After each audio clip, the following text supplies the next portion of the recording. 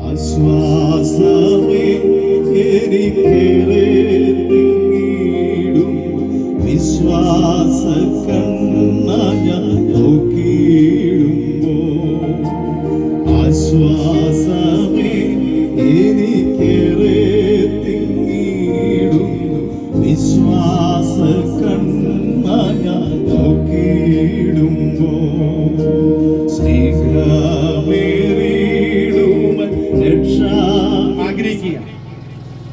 പ്രിയ മനു യേശുക്രിസ്തുവിനെ രക്ഷിതാവും കർത്താവുമായി സ്വീകരിച്ച ഒരു സഹോദരനാണ് എങ്കിൽ നിശ്ചയമായും ആ സഹോദരന്റെ രക്ഷ ദൈവത്തിൽ ഭദ്രമാണ്. അദ്ദേഹം സ്വർഗത്തിൽ ഉണ്ടാകും എന്ന് തന്നെയാണ് ഞാൻ നിശ്ചയമായിട്ടും വിശ്വസിക്കുന്നത്. കാരണം രക്ഷ എന്നുള്ളത് ദൈവത്തിന്റെ ദാനമാണ്. അത് കൃപയാൽ ലഭിച്ചതാണ്. അതൊരു പ്രവൃത്തിയുടെയും അടിസ്ഥാനത്തിൽ നമുക്ക് ദൈവം തന്നതല്ല. നാം വിശുദ്ധനായി ജീവിച്ചതുകൊണ്ട്, ഞാൻ നല്ല പ്രവൃത്തി ചെയ്ത് ജീവിച്ചതുകൊണ്ട്, ഞാൻ നല്ല വ്യക്തിയായതുകൊണ്ട്, എൻ്റെ നല്ല ജീവിതം കണ്ട് എനിക്ക് ദൈവം തന്നതല്ല രക്ഷ. മറിച്ച് ദൈവം എനിക്ക് തൻ്റെ പുത്രന്റെ മരണത്തിൽ ഞാൻ വിശ്വസിച്ചപ്പോൾ എനിക്ക് ദാനമായി, സൗജന്യമായി, വിശ്വാസം മുഖാന്തരം എനിക്ക് സൗജന്യമായി നൽകിയതാണ് ഈ രക്ഷ.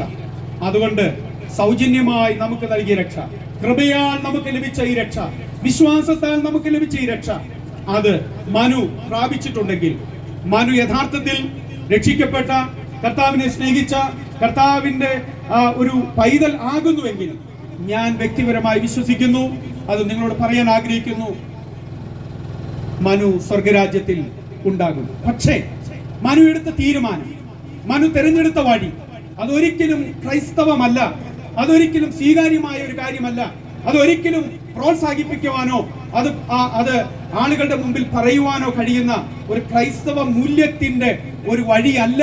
കാരണം ദൈവം അത് മനുവിനെ കുറിച്ച് ആഗ്രഹിക്കുന്നില്ല, നമ്മളെ കുറിച്ച് ആരെക്കുറിച്ചും ആഗ്രഹിക്കുന്നില്ല എന്നുള്ളതാണ്. പക്ഷേ മനുവിനെ ദൈവം സ്നേഹിക്കുന്നു. മനുവിനെ കർത്താവ് മനുവിന്റെ ജീവിതത്തെ നീതിയായി കണക്കിട്ടത് അവന്റെ വിശ്വാസമാണ്, അവന്റെ പ്രവൃത്തിയല്ല. അവന്റെ വിശ്വാസം ആണ് അവന് നീതിയായി കണക്കിട്ടത്, അവന്റെ പ്രവൃത്തിയല്ല എന്നുള്ളത് കൊണ്ട് ഞാൻ ഈ കാര്യം നിങ്ങൾക്ക് ഉറപ്പായി പറയുവാനായിട്ട് ആഗ്രഹിക്കുന്നു.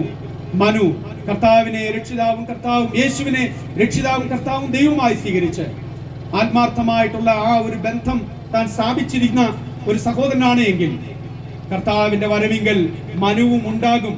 പക്ഷെ എന്താണ് മനുവിന് നഷ്ടപ്പെടാൻ പോകുന്നത്, മനുവിനോട് ദൈവം ചോദിക്കാൻ പോകുന്നത് എന്നുള്ളതും വളരെ വ്യക്തമാണ് വേദപുസ്തകത്തിൽ. മനുവിന് കൊടുത്ത ഒരു ജീവിതം, മനുവിന് കൊടുത്ത ഒരു ആയുസ്, ദൈവം നിശ്ചയിച്ചിരുന്ന ഒരായുസ്, അത് മനുവായിട്ട് തന്നെ അതിൽ അധികാരം ഉപയോഗിക്കുകയും കൈകടത്തലുകൾ നടത്തുകയും ദൈവം കൊടുത്ത ഒരു ജീവിതത്തെ ശരിയായ നിലയിൽ ഉപയോഗിക്കാതെ പോവുകയും ചെയ്തപ്പോൾ വേദപുസ്തകം പറയുന്നു, ഓരോരുത്തന് അവനവന്റെ പ്രവൃത്തിക്ക് തക്കവണ്ണം പ്രതിഫലം ഉണ്ടാകും. ഓരോരുത്തരും അവന്റെ പ്രവൃത്തിക്ക് തക്കവണ്ണം പ്രതിഫലം ഉണ്ടാകും. സ്വർഗരാജ്യ പ്രവേശനവും മനുഷ്യന് കിട്ടുന്ന പ്രതിഫലവും രണ്ടും രണ്ടാണ് എന്നുള്ളത് അറിയുക. രക്ഷ കൃപയാലും വിശ്വാസത്താലും നിൽക്കുമ്പോൾ പ്രതിഫലങ്ങൾ പ്രവൃത്തിയുടെ അടിസ്ഥാനത്തിലാണ്. അതുകൊണ്ട് ഞങ്ങള് പോരുന്ന വഴിക്ക് സംസാരിച്ചത് കാര്യം ഇതാണ്. ദൈവം കൊടുത്ത ഈ ആയുസ്, ഈ നില വാസ്തവത്തിൽ ദൈവവും സങ്കടപ്പെടുകയാണ്. ഞാൻ ഈ പറയാൻ പോകുന്ന ഒരു കാര്യം കൂടി നിങ്ങളിൽ എത്ര പേർക്ക് മനസ്സിലാകും എന്ന് എനിക്കറിയില്ല. പക്ഷേ ഞാൻ ഇതുകൂടി പറയട്ടെ, നിങ്ങൾ എന്നെ ശ്രദ്ധിച്ചു കേൾക്കുക. ക്രൈസ്തവ വിശ്വാസ പ്രകാരം മനുഷ്യനെ സൃഷ്ടിച്ചത് ദൈവമാണ്. ദൈവത്തിന്റെ പരമാധികാരത്തിൽ, ദൈവത്തിന്റെ ഇഷ്ടത്തിൽ, ദൈവത്തിന്റെ തീരുമാനത്തിന്റെ വെളിച്ചത്തിലാണ് ദൈവം മനുഷ്യനെ സൃഷ്ടിച്ചത്. ദൈവം ആ മനുഷ്യനെ സൃഷ്ടിച്ച് ഏദൻ തോട്ടത്തിലാക്കി. അവൻ സകല സ്വാതന്ത്ര്യവും, തിരഞ്ഞെടുക്കാനുള്ള സ്വാതന്ത്ര്യവും, ജീവിക്കാനുള്ള എല്ലാ ചുറ്റുപാടുകളും അവന് നൽകിക്കൊണ്ട് ദൈവം അവനെ സ്വതന്ത്ര ജീവിയായിട്ട് സൃഷ്ടിച്ചു. സർവജ്ഞാനിയായ ദൈവത്തിന് അറിയാമായിരുന്നു ഈ മനുഷ്യൻ തെറ്റുമെന്ന്, അവൻ തെറ്റായ തീരുമാനത്തിലേക്ക് പോകുമെന്ന് ദൈവത്തിന് അറിയാമായിരുന്നു എന്നുള്ളത് വസ്തുതയാണ്. എന്നിട്ടും ദൈവം അവനെ സൃഷ്ടിച്ചു. അവന്റെ മേൽ ഉത്തരവാദിത്തങ്ങളും അനുഗ്രഹങ്ങളും ചൊരികയാണ് ചെയ്തത്. മനുഷ്യൻ വഴിതെറ്റിപ്പോയപ്പോൾ അവിടെ വിഷമിച്ചത് ദൈവമാണ്, മുതൽ മുടക്കിയത് ദൈവമാണ്. ദൈവത്തിനാണ് വാസ്തവത്തിൽ ഏറ്റവും വലിയ നഷ്ടം സംഭവിച്ചത്. മനുഷ്യന് എന്നേക്കുമായി നഷ്ടപ്പെട്ട് നരകത്തിലേക്ക് അവനെ വിടാമായിരുന്നു. ദൈവത്തെ ആരും ചോദ്യം ചെയ്യുമായിരുന്നില്ല. പക്ഷേ വീണുപോയ മനുഷ്യനെ, നഷ്ടപ്പെട്ടു പോയ മനുഷ്യനെ ദൈവം തേടി വന്ന് രക്ഷിക്കുകയും മനുഷ്യന്റെ മരണത്തിന് പകരം തന്റെ പുത്രനെ കാൽവരി ക്രൂശിൽ മരണത്തിന് ഏൽപ്പിച്ചു കൊടുത്ത് അവന്റെ മരണത്തോട്, അവന്റെ സങ്കടത്തോട്, അവന്റെ വിഷമങ്ങളോട്, അവന്റെ ഒറ്റപ്പെടലുകളോട് സാക്ഷാൽ ദൈവം തമ്പുരാൻ ഏകീഭവിച്ചുകൊണ്ട് അവന്റെ ദുഃഖത്തിൽ പങ്കുചേർന്നുകൊണ്ട് അവനോടൊപ്പം നിൽക്കുന്ന ഒരു ദൈവത്തെയാണ് വേദപുസ്തകത്തിൽ കാണുന്നത്. ഇന്ന് ഈ കുടുംബത്തോട് ഉള്ള ബന്ധത്തിൽ, മനുവെടുത്ത തീരുമാനത്തോടുള്ള ബന്ധത്തിൽ മാതാവിനേക്കാളും സഹോദരിയെക്കാളും മറ്റ് ബന്ധുക്കളെക്കാളും സഭാമിത്രങ്ങളെക്കാളും ഒക്കെ ഏറ്റവും കൂടുതൽ വിഷമിക്കുന്നത്, ഏറ്റവും കൂടുതൽ കരയുന്നത്, ഏറ്റവും കൂടുതൽ ദുഃഖിക്കുന്നത് നമ്മുടെ ദൈവം തന്നെയാണ്, യേശു തന്നെയാണ്. അതിന് യാതൊരു മാറ്റവുമില്ല. ലാസറിന്റെ ഭവനത്തിൽ കടന്നു എന്ന യേശു കരഞ്ഞു. അവൻ ഇന്നും കരയുകയാണ്. അവനെ നമുക്കിവിടെ നമ്മുടെ കണ്ണുകൾ കൊണ്ട് കാണുവാൻ കഴിയുന്നില്ലെങ്കിലും അവനും ഇവിടെ ഉണ്ട്. അവൻ ഈ അവസരത്തിൽ കരയുകയാണ്. അവന് നൽകിയ ജീവിതം, മനുവിന് നൽകിയ ജീവിതം ഏത് നിലയിൽ ഉപയോഗിക്കാമായിരുന്നു എന്നുള്ളതിനെ കുറിച്ച് ഇവിടെ കർത്താവിന്റെ ദാസൻ ഹർഷം പറയുകയുണ്ടായി. സ്വാതന്ത്ര്യം, ആ സ്വാതന്ത്ര്യത്തിന്റെ ഒരു അതിര് കടന്ന അല്ലെങ്കിൽ തെറ്റായ ഒരു വിനിയോഗമാണ് ഇവിടെ നമ്മൾ കണ്ടത്. പ്രിയപ്പെട്ടവരെ, നമുക്ക് എല്ലാവർക്കും ഒരേ ഒരു ജീവിതമേ ഉള്ളൂ. ആ ജീവിതം ദൈവം തന്ന ദാനമാണ്. ഈ ദാനമായി നമുക്ക് ലഭിച്ച ജീവിതം ദൈവത്തിന് ഇഷ്ടമുള്ളതുപോലെ ദൈവഹിതപ്രകാരം ജീവിക്കുവാനാണ്. ആയിരിക്കാൻ നമ്മുടെ ജീവന്റെ മേൽ അധികാരം പ്രയോഗിച്ച് അതിനെ എടുത്തു കളയുവാൻ നമ്മൾ ആരും ശ്രമിക്കരുത്. ജീവന്റെ ഉടമസ്ഥൻ ദൈവമാണ്. ദൈവം വിളിക്കുന്നത് വരെയും നമ്മൾ ജീവിതത്തിൽ ഒരുപക്ഷെ പല വിധത്തിലുള്ള അനുഭവങ്ങളിലൂടെയും നാം കടന്നു പോകേണ്ടി വന്നേക്കാം. അതിനെ തരണം ചെയ്യുവാൻ, അതിനെ മറികടക്കുവാനുള്ള ഒരു വലിയ ദൈവകൃപ ദൈവത്തിൽ ആശ്രയിക്കുന്നവർക്ക് ദൈവം നൽകുമെന്ന് ബൈബിൾ പറയുന്നു. ഒരുപക്ഷെ മനു അതിൽ പരാജയപ്പെട്ടു. മനു ദൈവത്തോട് ആ കാര്യങ്ങൾ പങ്കുവെക്കുന്നവരോ നമ്മളോട് പങ്കുവെക്കുന്നവരോ സഭയുമായിട്ടുള്ള ശരിയായ ഒരു സഭാ ബന്ധമോ കൂട്ടായ്മ ബന്ധമോ ഒക്കെ നിലനിർത്തുന്നതിലോ ഒക്കെ എന്തെങ്കിലും പാകപ്പിഴകൾ, പാളിച്ചകൾ വന്നുപോയിട്ടുണ്ടോ എന്ന് എനിക്കറിയില്ല. അങ്ങനെ സംഭവിക്കുമ്പോഴാണ് ഇങ്ങനെയുള്ള കാര്യങ്ങളൊക്കെ സംഭവിക്കുന്നത് എന്നുള്ളത് അറിയുക. അതുകൊണ്ട് ഇവിടെ കൂടിയിരിക്കുന്ന വിശ്വാസികളോടുകൂടെ എനിക്ക് പറയാനുള്ളത്, നിങ്ങളുടെ സഭാബന്ധം, നിങ്ങളുടെ ആത്മീയ ബന്ധങ്ങൾ, ദൈവവുമായിട്ടുള്ള നിങ്ങളുടെ ബന്ധം ഇത് വളരെ പ്രധാനപ്പെട്ടതാണ്. ഗൗരവത്തോടെ എടുക്കുക. സഭാബന്ധങ്ങൾ ഉഴപ്പായി നിങ്ങൾ വിചാരിക്കരുത്. കൂട്ടായ്മ ബന്ധങ്ങൾ നിങ്ങൾ അതൊരു കളിതമാശയായിട്ട് എടുക്കരുത്. അത് വലിയ വിലയുള്ളതാണ്. അത് നമുക്ക് ഒത്തിരി പ്രയോജനം ചെയ്യുന്നതാണ്. അതാണ് ദൈവവും നമ്മളെ പഠിപ്പിക്കുന്നത് എന്ന് ഞാൻ നിങ്ങളെ ബുദ്ധി ഉപദേശിക്കട്ടെ. അതുകൊണ്ട് നമുക്കുള്ള ഒരു ജീവിതം അത് ദൈവഹിത പ്രകാരം, ദൈവത്തിന് ഇഷ്ടമുള്ള പ്രകാരം, കർത്താവേ, ദൈവമേ, നീ എനിക്കൊരു ജീവിതം തന്നു. ഈ ജീവിതത്തെ കുറിച്ചുള്ള അങ്ങയുടെ ലക്ഷ്യം എന്താണ്? ഉദ്ദേശം എന്താണ്? എന്നെ കുറിച്ചുള്ള ദൈവിക പദ്ധതി എന്താണ്? ഞാൻ ഈ ഭൂമിയിൽ ജനിച്ചത് എന്തിനാണ്? ഞാൻ ജീവിക്കുന്നത് എന്തിനാണ്? എന്നൊക്കെ ചോദിച്ചുകൊണ്ട് ദൈവത്തിന് വേണ്ടി ജീവിതം സമർപ്പിച്ച് ദൈവത്തിൽ ജീവിതത്തിന്റെ അർത്ഥം കണ്ടെത്തി ക്രിസ്തുവിലായി തീരുവാൻ സർവശക്തനായ ദൈവം നിങ്ങൾക്ക് ഓരോരുത്തർക്കും ഭാഗ്യം നൽകട്ടെ എന്ന് ഞങ്ങൾ പ്രാർത്ഥിക്കുകയും ആഗ്രഹിക്കുകയും ചെയ്യുകയാണ്. എന്റെ വാക്കുകൾ ഇവിടെ അവസാനിപ്പിക്കുമ്പോൾ ഞാൻ പറഞ്ഞ കാര്യങ്ങൾ ഒന്നുകൂടി പറയുന്നു. ഈ സംഭവം കൊണ്ട് വിശ്വാസികളും പ്രത്യേകിച്ച് കുടുംബാംഗങ്ങളും വിശ്വാസികളായിരിക്കുന്ന പ്രിയ മാതാവും പിതാവും ദൈവത്തെ സംശയിക്കുവാനോ, ദൈവത്തിന്റെ സ്നേഹത്തെ സംശയിക്കുവാനോ, ക്രിസ്തുവിലുള്ള പ്രത്യാശയെ സംശയിക്കുവാനോ ഇടയാകാതെ ധൈര്യപൂർവം, പ്രത്യാശപൂർവം ഈ സാഹചര്യത്തെ നേരിടുക. നിങ്ങൾക്ക് വേണ്ടി കരുതുന്ന നിങ്ങളുടെ പിതാവും നിങ്ങളുടെ മാതാവും നിങ്ങളുടെ എല്ലാം ആയിരിക്കുന്നത് സർവശക്തനായ ദൈവമാണ്. അതുകൊണ്ടാണ് 90-ാം സങ്കീർത്തനത്തിൽ ഇങ്ങനെ നമ്മൾ വായിക്കുന്നു, മോശ പാടിയത്, കർത്താവേ, നീ തലമുറയായി ഞങ്ങളുടെ സങ്കേതമാണ്. പർവ്വതങ്ങൾ ഉണ്ടായതിനും നീ ഭൂമിയെയും ഭൂമണ്ഡലത്തെയും നിർമ്മിക്കുന്നതിന് മുമ്പ് നീ അനാദിയായും ശാശ്വതമായും ദൈവമാണ്. തലമുറയായി ദൈവമാണ്. ആളുകൾ ജനിക്കും, മരിക്കും, പക്ഷെ ദൈവം എന്നേക്കും നിലനിൽക്കുന്നു.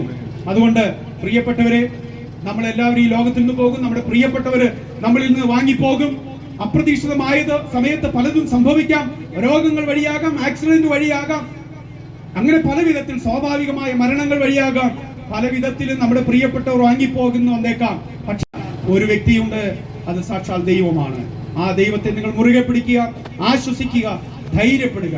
സഭയോട് പറയാനുള്ളത്, നമ്മുടെ സഭയിലുള്ള സഹോദരന്മാരെ അവരുടെ സങ്കടങ്ങളിൽ ചേർത്ത് നിർത്തുകയും ഉൾക്കരുത്തില്ലാത്ത സഹോദരന്മാരെ, ബലഹീനരായ സഹോദരന്മാരെ വചനം കൊണ്ടും നല്ല വാക്കുകൾ കൊണ്ടും സാരോപദേശങ്ങൾ കൊണ്ടും ദൈവിക വചനങ്ങൾ കൊണ്ടും ധൈര്യപ്പെടുത്തി, ഉൾക്കരുത്തില്ലാത്തവർക്ക് ബലം കൊടുത്ത്, ധൈര്യം കൊടുത്ത് അവരെ താങ്ങി നിർത്തേണ്ട ഒരു ഉത്തരവാദിത്തം, അവരെ ബലപ്പെടുത്തേണ്ട ഉത്തരവാദിത്തം നമുക്ക് ഉണ്ട് എന്നുള്ളതാണ്. അപ്പോൾ തന്നെ ഓരോ വിശ്വാസിയും അറിയുക, ഭാരങ്ങളും പ്രയാസങ്ങളും ദുഃഖങ്ങളും വിഷമങ്ങളും സങ്കടങ്ങളും ഏകാന്തതകളും സമ്മർദ്ദങ്ങളും വരുമ്പോൾ നമുക്ക് ആശ്വസിക്കുവാൻ, ധൈര്യപ്പെടുവാൻ ഒരിടമുണ്ട്. നിന്റെ ഭാരം യഹോവയുടെ മേൽ വെച്ചുകൊള്ളുക, അവൻ നിന്നെ പുലർത്തും. നിന്റെ ഭാരം യഹോവയുടെ മേൽ വെച്ചുകൊള്ളുക. ദൈവം വഴി തുറക്കുന്നവനാണ്. ദൈവം അത്ഭുതങ്ങളെ ചെയ്യുന്ന ദൈവമാണ്. ദൈവത്തിന്റെ കൈകളിൽ ധാരാളം വഴികളുണ്ട്. ആ ദൈവത്തെ വിശ്വസിക്കുകയും ആശ്രയിക്കുകയും ദൈവത്തിൽ ഭാരങ്ങൾ ഇറക്കി വെക്കുകയും ചെയ്യുക എന്നുള്ളത് ഒരു ക്രിസ്ത്യാനിയുടെ ധർമ്മമാണ്, ഉത്തരവാദിത്തമാണ്. പ്രശ്നങ്ങളിൽ നിന്ന് ഒളിച്ചോടുക എന്നുള്ളത് നമ്മളോട് ദൈവം പറഞ്ഞിട്ടില്ല. അതുകൊണ്ട് നമ്മുടെ സങ്കടങ്ങൾ, ദുഃഖങ്ങൾ ദൈവത്തിൽ ഇറക്കി വെച്ച് ആശ്വാസം കണ്ടെത്തുക, ദൈവത്തിൽ ആശ്രയിക്കുക. സ്വയമായിട്ട് നമ്മൾ ഓരോരുത്തരും തീരുമാനമെടുക്കണം. ദൈവം തന്ന ഈ ജീവിതം, എൻ്റെ ഈ ദൈവിക ദാനമായ ജീവിതം ഞാൻ നശിപ്പിക്കുകയില്ല. എൻ്റെ ജീവിതം കൊണ്ട് ഞാൻ ദൈവത്തെ മഹത്വപ്പെടുത്തും എന്നുള്ള തീരുമാനം ഓരോരുത്തരും വ്യക്തിപരമായിട്ട് എടുക്കുക. ഞാൻ അവസാനമായി പറഞ്ഞതാണ്, മനുവിന് എന്ത് സംഭവിക്കും, മനുവിന്റെ ഭാവി എന്താണ്, മനു ഇപ്പോൾ എവിടെയായിരിക്കും എന്നുള്ള ആ ഒരു ചിന്തയാണ്. ഞാൻ പറഞ്ഞു, വിശുദ്ധ ബൈബിളിന്റെ അടിസ്ഥാനത്തിൽ പ്രിയ മനു യേശു ക്രിസ്തുവിനെ രക്ഷിതാവും കർത്താവും ദൈവമായി സ്വീകരിച്ച ഒരു ദൈവ പൈതലാകുന്നുവെങ്കിൽ ആണ് എന്നാണ് ഞങ്ങൾ ഓരോരുത്തരും വിശ്വസിക്കുന്നത്. ഹൃദയത്തെ തൂക്കി നോക്കുന്ന, ഹൃദയത്തെ പരിശോധിക്കുന്ന, ഹൃദയങ്ങളെ അറിയുന്നത് ദൈവം മാത്രമാണ്. അതുകൊണ്ടാണ് ഞാൻ ആ നിലയിൽ പറയുന്നത്. ഞങ്ങൾ വിശ്വസിക്കുന്നു മനു രക്ഷിക്കപ്പെട്ട ഒരു ദൈവ പൈതലാണെന്ന്. എന്നാൽ ദൈവം അറിയുന്നു രക്ഷിക്കപ്പെട്ടവനാണോ അല്ലയോ എന്നുള്ളത്.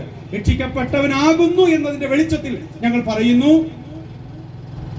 മനു സ്വർഗരാജ്യത്തിൽ ഉണ്ടാകും എന്നുള്ളതിന് സംശയമില്ല. പക്ഷേ മനു തിരഞ്ഞെടുത്ത വഴിയെ ദൈവം ഒരിക്കലും അംഗീകരിക്കുകയില്ല. ഇതൊരിക്കലും ദൈവം ഒരിക്കലും അത് സ്വീകരിക്കുന്ന ഒരു കാര്യമല്ല. ദൈവം ഇതിൽ സങ്കടപ്പെടുന്നു, ദൈവം ഇതിൽ ദുഃഖിക്കുന്നു, ദൈവം ഇത് നമുക്ക് മുന്നറിയിപ്പായി നൽകുന്നു.